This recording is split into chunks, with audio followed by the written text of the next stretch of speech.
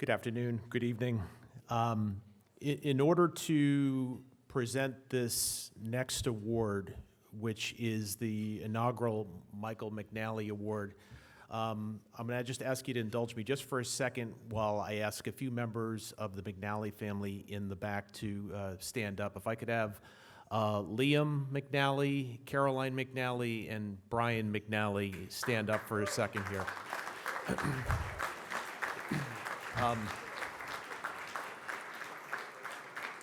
It's important that I start out that way because speaking about Mike McNally, who was the CEO of Maverick Corporation in Hyde Park, founded a business he founded 30 years ago, there's four attributes that I think about when I think about Mike McNally. The first is live, love, learn, and leave a legacy. And I think there's no better manifestation of that than his family, his daughter Caroline, his brother Brian, and his cousin Liam, and of course their significant others and the folks from Maverick Corporation.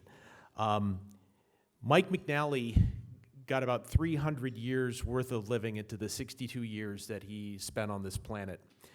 And this award, in many respects, is modeled after the type of guy that Mike McNally was.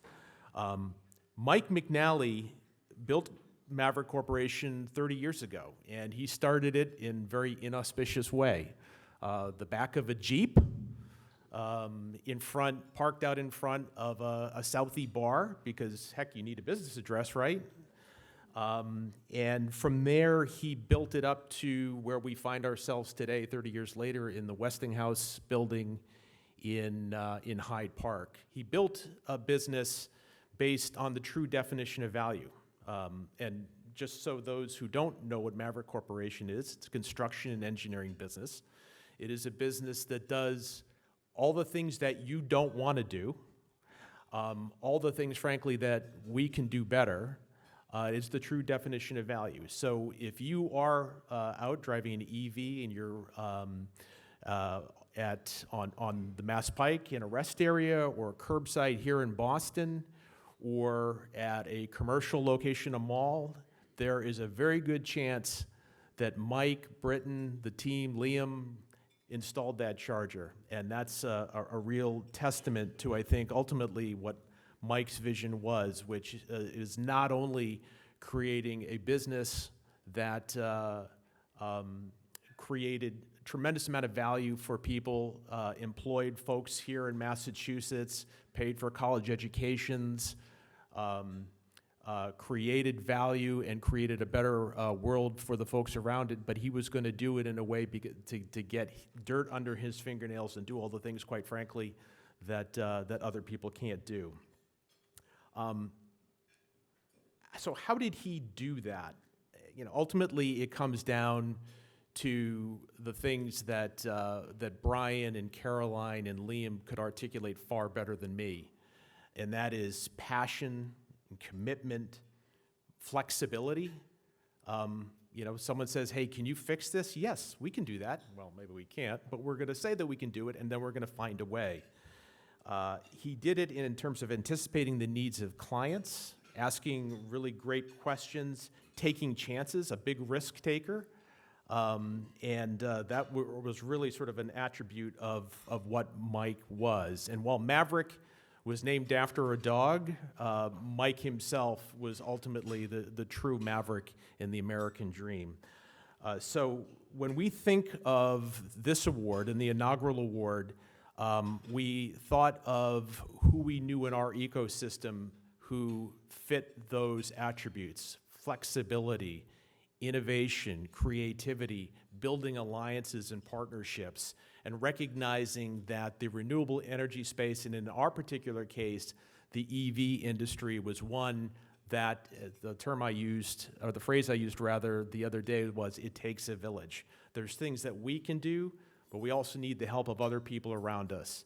So on behalf of the McNally family, on behalf of the extended Maverick Corporation and EV services business, we're extremely proud to give this award to our valued partner, Switch Energy, and the representative here today, my good friend Sean Murphy.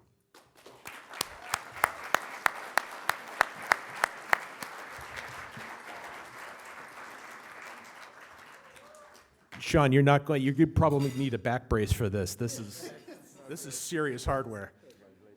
Wow, thank you. Thank you, sir. It's a tough act to follow. Thank you, everybody. My name is Sean Murphy. I would imagine most people in this room don't know who I am, but Switch is an EV charging company, a software company at our core. And Mayor Sullivan, I married a woman from Brockton, so let me tell you, I'm 0 and 1,000, I think.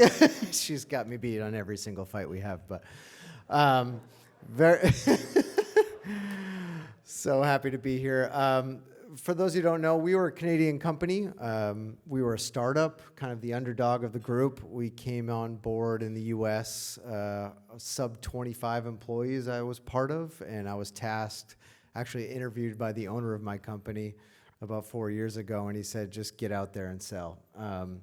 And the best way that I found for that to happen was to make partnerships and friendships. So I went out and I made some friends, David being one of them. And we basically tackle a lot of the EV issues here in Massachusetts and New England. Incredibly grateful to be a part of this coalition with Aman and Kristen. You guys have really pulled me into a bigger circle than I thought. And just the exposure alone has been incredible. So what we're trying to do is really tackle charging at home. Really, if we can solve that problem where a lot of people can leave their house with a full tank of gas as an equivalent, then we're kind of winning that battle. And that's where we've attacked a lot of our sales, is at the multi-unit dwelling. Not to pigeonhole ourselves, we do quite a bit of work in municipalities and public charging. But that's really been our main focus at the company, is where we can leave our house with a full battery. As an EV person myself and just someone in the sustainability world, it's been incredibly rewarding to be in a room like this. I was in the military for a long time, in the Navy, and if you were to tell me that I'd be sitting at this hotel with mayors and politicians and all of these people with pedigree, I would have laughed in my face. So this is really cool to be a part of this. I've got a 3-year-old daughter, and whenever I leave the house, I left for a trip for something similar to this, and she said, "Daddy, where are you going?" And I said, "I'm gonna go teach people about sustainability and how to make the earth better." And she said, every day now since I've left on any other trip, she goes, "Are you going to go save the world? Are you going to go?"